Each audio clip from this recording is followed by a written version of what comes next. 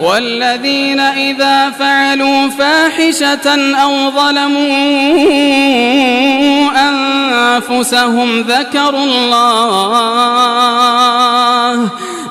الله فاستغفروا لذنوبهم ومن يغفر الذنوب إلا الله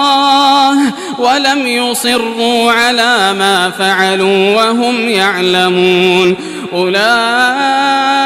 جزاؤهم مغفرة من ربهم وجنات